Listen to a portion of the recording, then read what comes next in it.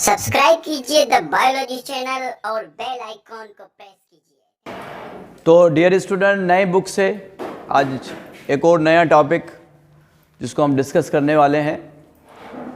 इससे पहले जो हमने टॉपिक डिस्कस किया था वो सिलिया और फ्लैजिला था, उसके बारे में हम सवालात करेंगे। मगर आज जो हम टॉपिक डिस्कस करने जा रहे हैं उसका नाम है सेंट्रियोल, जिसको सेंट्रियोसोम भी कहते हैं। सेंट्रियोल या जिसको सेंट्रियोसोम कहते हैं। ये सेंट्रियोल या जो सेंट्रियोसोम है ये आपको मिलेगा एनिमल सेल में, और कुछ फंजाई लाइक प्रोटोक्टिस्टा हैं जैसे स्लाइम मोल्ड और वाटर मोल्ड, आगे हम पढ़ेंगे, उनमें आपको ये सेंट्रियोल मिलेंगे। मगर ये जो सेंट्रियोल्स हैं ये आपको प्लांट सेल में नज़र नहीं आएंगे, ठीक है। और प्रोकैरियोटिक में भी ये एब्सेंट होते हैं, हालांकि इसमें कोई मेम्ब्रेन नहीं है, फिर भी ये प्रोकैरियोटिक में एब्सेंट है। क्यों? आज हम ये बातें सीखने की कोशिश करेंगे।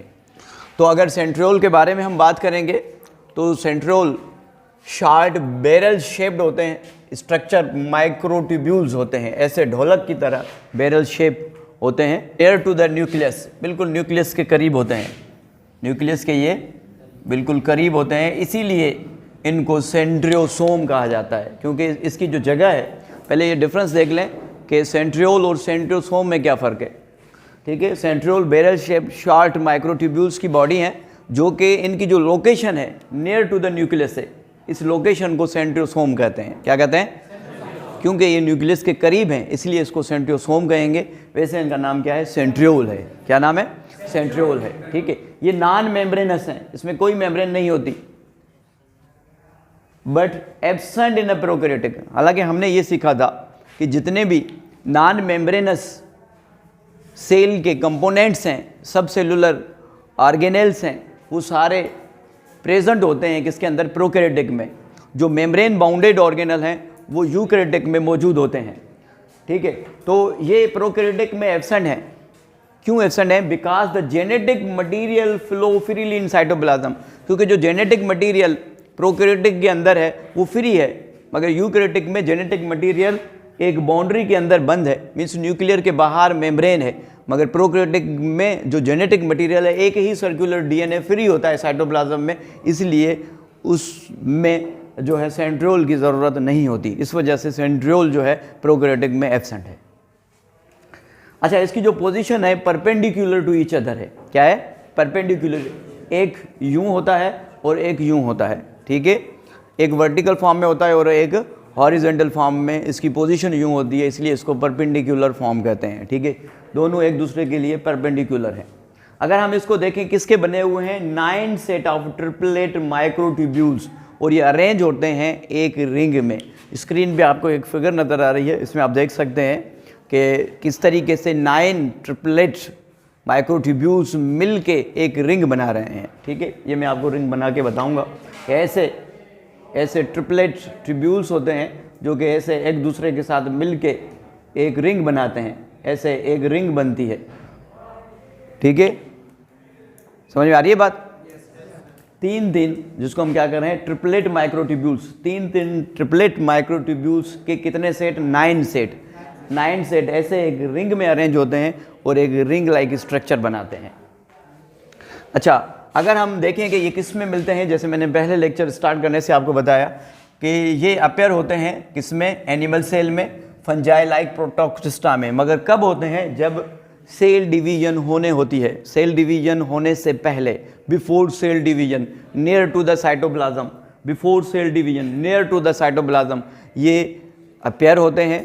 ये अपनी 2 कापीज़ बनाते हैं, डुप्लीकेट हो जाते हैं, ठीक है। तो एनिमल सेल और फंजाई लाइक प्रोटोक्टिस्टा में ये अपेयर होते हैं before the cell division near the outer membrane of nucleus. बाहर वाली मेम्ब्रेन जो है न्यूक्लियस की उसके बिल्कुल करीब होते हैं, इसलिए इसको क्या कहते हैं? सेंट्रियोसोम कहते हैं। क्या कह रहे हैं हम?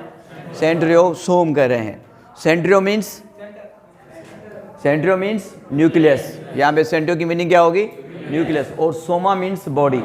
न्यूक्लियस की जो बॉडी, आउटर बॉडी है, उसके करीब होते हैं, इसलिए इसको सेंट्रियोसोम कह रहे हैं, ठीक है। देखिए, at the time of cell division centriole duplicate and become 2 pairs.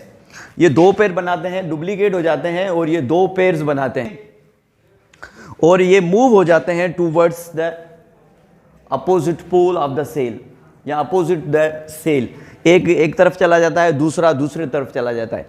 और ये जो सेंट्रियोल है इसमें से रेज, फाइबर्स के रेज निकलते हैं जिसको एस्टर रेज कहते हैं। एस्टर रेज एक कंटिन्यूस होते हैं, दूसरे डिसकंटिन्यूस होते हैं। ये जब आप सेल डिवीजन बढ़ेंगे तब आपको समझ में आएंगे कि एस्टर रेज का क्या काम है। इन्हीं एस्टर रेज में जब ये न्यूक्लियस टूट जाता है, जब न्यूक्लियस टूटता है तो इन्हीं एस्टर रेज में जो क्रोमोसोम्स हैं वो आके अटैच होते हैं, ठीक है, क्रोमोसोम्स आके अटैच होते हैं। और हम सीखेंगे इंशाल्लाह जब मैं आपको सेल डिवीजन पढ़ाऊंगा कि माइटोसिस में किस पोजीशन में क्रोमोसोम्स होते हैं, एनाफेज में किस पोजीशन में होते हैं, और टेलोफेज में किस पोजीशन में होते हैं, और प्रोफेज में तो इसमें नेट लाइक स्ट्रक्चर होता है जिसको क्रोमेटिन नेट कहते हैं। क्या कहते हैं?